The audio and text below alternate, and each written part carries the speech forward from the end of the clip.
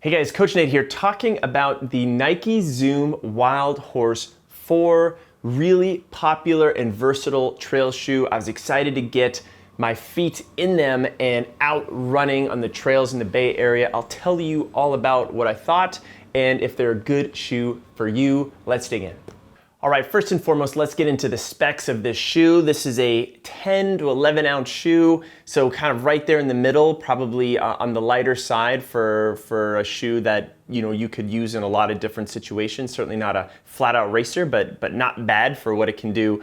It's billed as an everyday versatile trail shoe, meaning this could be like your everyday trail run of a couple miles, but I also know that a lot of people use this to race for 50K, 50 miles on up.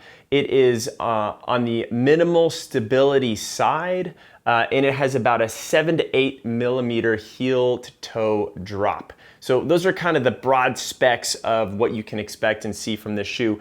And I ran in it in 5 to 10 mile runs, and let's just kind of go through some of the construction of this thing, and then I'll tell you about how it felt on those runs itself.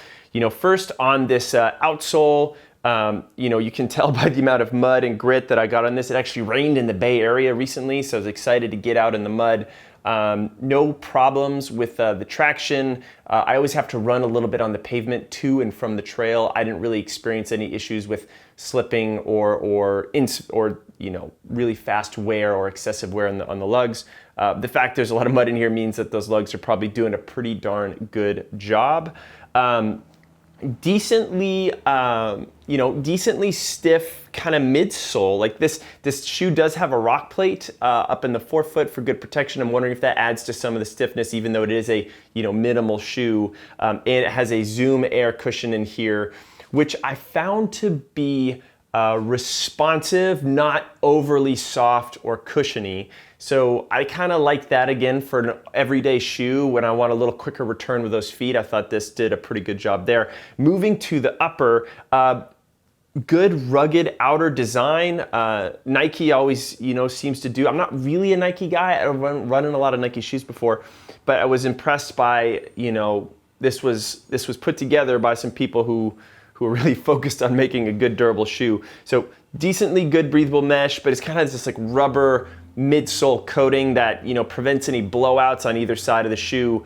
And the laces worked. They were good. They've got these kind of outside little lace rings. I was able to do a little heel lock. So no problems in that respect in terms of the overall construction of this thing and everything else. The next piece I'm going to talk about what it felt like to actually run in them. Let's dig in.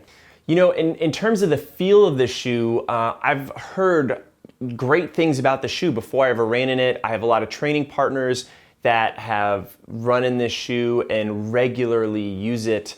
So it seems to have pretty good street cred all the way around, in terms of tracking, traction, handling, responsiveness, all of that stuff I didn't really have any issues with. None of those things really blew me away either, in that I thought, man, this is the shoe for me. And I think a big reason for that was I struggled a little bit with the forefoot. Now, for Nike, this is a wider shoe, but I still felt a little choked off in the forefront, and it took me probably like 30 miles of running to really figure out how much I needed to loosen up the laces in the front so that my foot could actually work in the shoe. And once I did that, it felt a whole lot better. So again, some people absolutely love this shoe, really versatile in terms of its ability to go big on the mountains, but also not this overly clunky feeling shoe that you wouldn't want to do shorter trail runs in.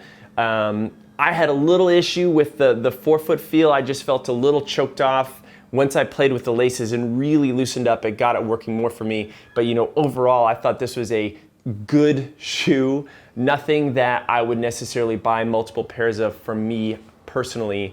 We'll go over price in a second, as well as major takeaways and who this would be a good candidate for. Let's talk price. 110 bucks. I actually find this to be pretty reasonably priced, especially for what you get, and especially as some shoes are going upwards of 150 to 170. Looking online, I know that people have gotten really good miles out of this. I've only run, less than 50, so I can't give you any long-term projections on how this has held up for me over a couple hundred miles. But for those who have, it seems to do pretty good.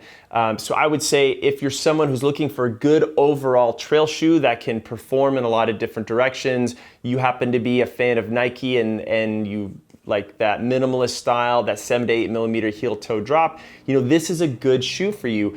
If you're someone who really likes a wider forefoot shoe or something that feels a little more cushiony and soft underneath, I would go ahead and skip this one.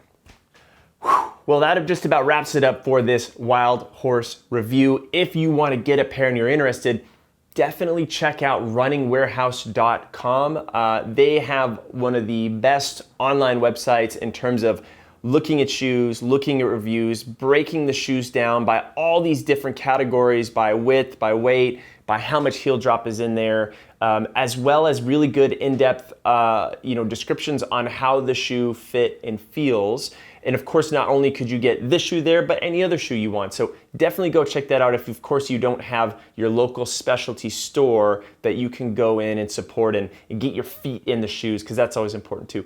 Of course, like this video. If you like this review, go ahead and drop that little thumbs up. That always helps us out.